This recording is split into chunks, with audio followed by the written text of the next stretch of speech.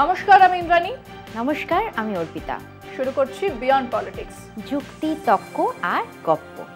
আরে তাদের শান্তনু ঠাকুর তো আবার হেডলাইনে। কেষ্ট মোড়লের বিরুদ্ধে অভিযোগ ছিল গরু পাচার করার, ইনি তো গোমাংস পাঠাচ্ছেন। দেখো, ওটা সীমান্ত এলাকা, বহু মানুষ বহু জিনিস নিয়ে যায়, বিএসএফরা হ্যারাস করে তাই। আরে দাঁড়া, আগে একটু বুঝে নিতে দে। তুই বলছিস বিএসএফ হ্যারাস করে মানে? না, আমি বলছি না, বলেছেন শান্তনু ঠাকুর, আমি বলতে যাব কেন? একই কথা। দেশের এক মন্ত্রী বলছেন যে যারা সীমান্ত বাহিনী আছেন, যারা সীমান্ত পাহারা দিচ্ছেন, তারা মানুষকে হ্যারাস করে। ওই চেক টেক করে, ব্যাকশো প্যাটারা খোলে আর সিকিউরিটি চেক করে আর কি, তাই এমপি প্যাডে লিখে দেয়। বাহ, সাংসদ প্যাডে লিখে দিল আর সিকিউরিটি চেক হবে না? এ তো ভারী মজার ব্যাপার। কিন্তু সে না হয় হলো, তাই বলে গোমাংস পাচার? আরে ওই ৩-৪ কেজিকে কি আর পাচার বলে নাকি? বলে। যেটা হচ্ছে সেটা তো এক আধজনের ব্যাপার নয়, একদিনেরও ব্যাপার নয়। বহু মানুষ এরকম সস্তার বিফ কিনে ওপারে বিক্রি করে। আরে সে তো অনেক কিছুই নিয়ে যায়, সব কি আটকানো যায়? না, যায় না। আর গরিব মানুষ যদি ২ পয়সা রোজগারও করে, তাতে আপত্তির কি আছে? আরে সেই জন্যই তো মহুয়া মৈত্র কিছু না বুঝেই অভিযোগ করে দিলেন। না, ঘটনাটা সেটা নয়। সমস্যাটা হলো ঠাকুর বাড়ির এক মাথা শান্তনু ঠাকুর, যিনি গোমাংস বিক্রির স্লিপ দিচ্ছেন। এটা কি গুরুচাঁদ ঠাকুরের শিষ্যরা, মতুয়ারা মেনে নেবেন? না, তা হয়তো মেনে নেবেন না, কিন্তু শান্তনু ঠাকুর তো সাংসদ, তাকে তো। আর হ্যাঁ, ওইখানেই সমস্যা। শান্তনু ঠাকুর হচ্ছেন বিজেপির সাংসদ, যে বিজেপি গরুর মাংস ফ্রিজে রাখলে মানুষকে জ্যান্ত পুড়িয়ে মারে, তিনি কিনা গোমাংস পাচারের সম্মতি দিচ্ছেন। ঠাকুর বাড়ির প্রতিনিধির মাংস পাচারকারীর বয়ানে তোলপাড়।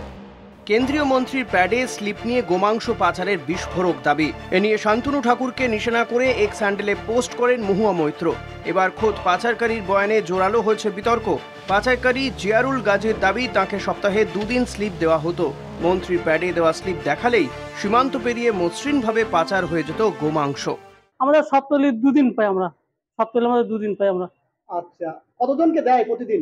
প্রতিদিন 6টা করে দেয়। জিয়ারুলের দাবি, প্রতিদিন 6টা করে স্লিপ দেওয়া হতো পাচারের জন্য। পাচারের টাকা স্বরূপনগরের বিজেপি নেতা তথা শান্তনু ঠাকুরের ঘনিষ্ঠ নাজমুল সর্দারের হাতে যেত বলে দাবি জিয়ারুলের। নাজমুল সর্দার, নাজমুলকে ওই বিজেপি করে এমপি রিপ্রেজেন্টেটিভ। এ নিয়ে জিয়ারুলকে পাশে বসিয়ে এক সাংবাদিক বৈঠকও করেন শান্তনু ঠাকুর। সেখানে তাকে জোর করে নিয়ে যাওয়া হয় বলেও দাবি জিয়ারুলের। এমপি কিছু বলিনি আমাকে, এমপি সংবাদের মাধ্যমে বলেছিল, আমারও বলতে বলেছিল, আমি বললাম যে আমার খাওয়ার জন্য মাংস নিয়ে যাই, 3 কিলো মাংস। এমপির পেটে জোর করে বলতে বলেছিল? হ্যাঁ, জোর করে বলতে বলছিল নাজমুল। বিজেপি নেতা তথা কেন্দ্রীয় মন্ত্রীর বিরুদ্ধে গোমাংস পাচারের অভিযোগ ঘিরে রাজ্য রাজনীতিতে তোলপাড় পড়ে গিয়েছে। তৃণমূল এই অভিযোগকে হাতিয়ার করে আসরে নেমেছে। একটা বনগাঁ লোকসভার সাংসদ, একটা এমপি শুধু না, তিনি ভারত সরকারের জাহাজ দপ্তরের প্রতিমন্ত্রী। তিনি বিএসএফ এর অথরিটির কাছে কি করে লেখেন যে 3 কেজি এই মাংস বিফ নিয়ে যাওয়ার পারমিশন দেওয়া হোক? পাল্টা জবাব দিয়েছেন বনগাঁ সাংসদ কেন্দ্রীয় মন্ত্রী শান্তনু ঠাকুর। সেখানে মন্ত্রীর একমাত্র প্যাড ইউজ করতে পারবে, আমাদেরও তো সমর্থকরা আছে। সেই হিসেব করে ওখানে অভ্যন্তরীণ তাদের নিত্য প্রয়োজনীয় খাবার দাবার, চাল ডাল, এগুলো যাতে তারা নিয়ে যেতে পারে সঠিকভাবে, তার জন্য এই ব্যবস্থা করা। কিন্তু এই সংবাদ মাধ্যম এই ব্যাপারটা সম্পূর্ণ না জেনে একটা অপপ্রচার করেছে ব্যক্তিগত এখানে নিয়ে। আমি জানি না কেন, তার কি ইন্টেনশন ছিল। মহুয়া মৈত্রের দাবিতে শিলমোহর পাচারকারীর, সরগরম রাজনৈতিক মহল। গোমাংস পাচারের ঘটনায় কেন্দ্রীয় মন্ত্রীর নাম জুড়ে যাওয়ায় স্বাভাবিকভাবেই অস্বস্তিতে বিজেপি। বসিরহাট থেকে সঞ্জিত চক্রবর্তীর রিপোর্ট, কলকাতা টিভি। দাঁড়াও, এবার আমি বলবো। জানো, সমুদ্র সাথী প্রকল্পের টাকা দেওয়া নিয়ে ঘাপলা চলছে।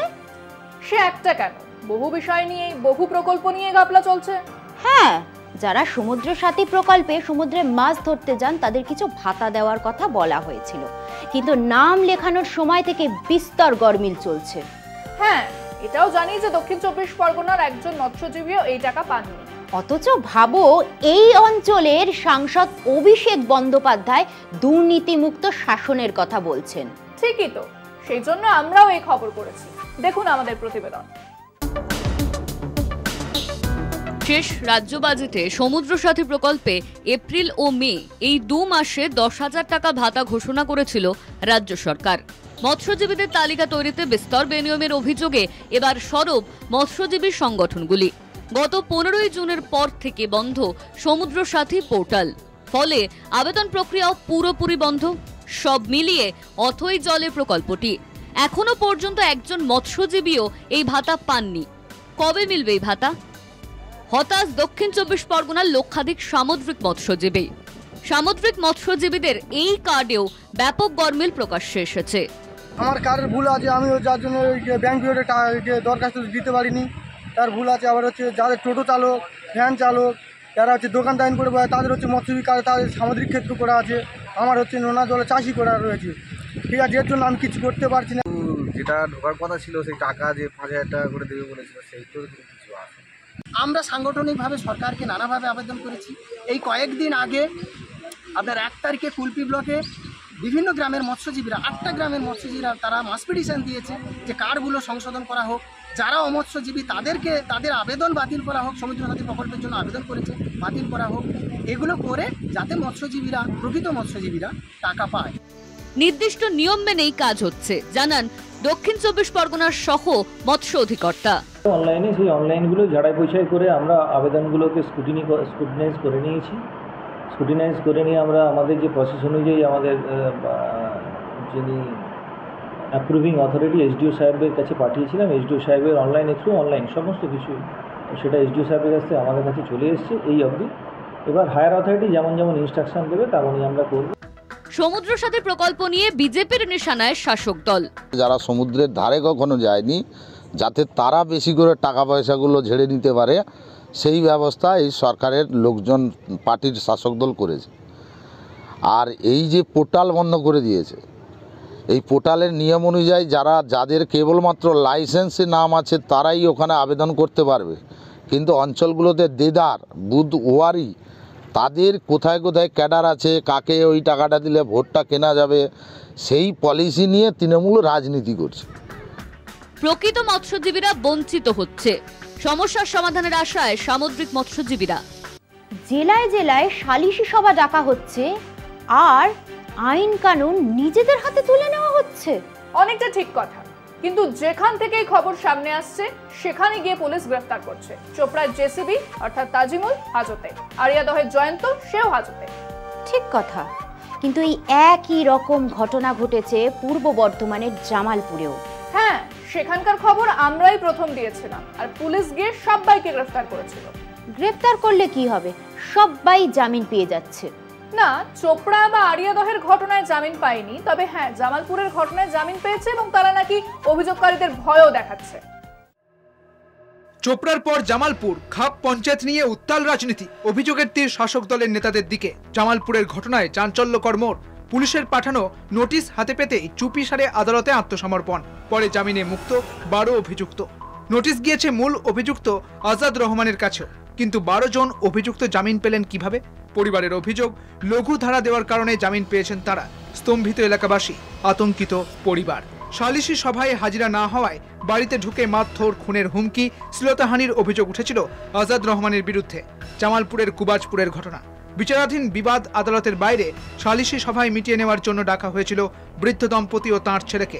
ওই সালিশি সভায় উপস্থিত না হওয়াতেই বাড়ি ঢুকে মারধরের অভিযোগ ওঠে চকদিঘি অঞ্চল তৃণমূলের সভাপতি শেখ আজাদ রহমানের বিরুদ্ধে।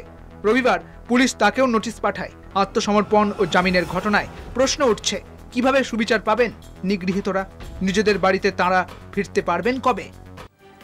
আজ সময় শেষ। আজ এখানেই শেষ করছি। আগামীকাল আবার হাজির হব বিয়ন্ড পলিটিক্স, যুক্তি, তর্ক আর গপ্প নিয়ে। আমিও হাজির হব আমার জবাব নিয়ে। কিন্তু শেষ করার আগে বলি, আমাদের এই অনুষ্ঠানে যারা থাকতে চান 30, 40 অথবা 50 সেকেন্ডের একটা ভিডিও করে আপনাদের বক্তব্য পাঠিয়ে দিন আমাদের কাছে, আমরা দেখাবো সেটা। এবং আমাদের হোয়াটসঅ্যাপ নম্বরে সেই বক্তব্য পাঠিয়ে দিন। ভিডিও যেন 50 সেকেন্ডের বেশি না হয়। ফোনটা কাউকে হরাইজন্টালি ধরতে দিন, তারপর রেকর্ড করুন। আজ চললাম, নমস্কার।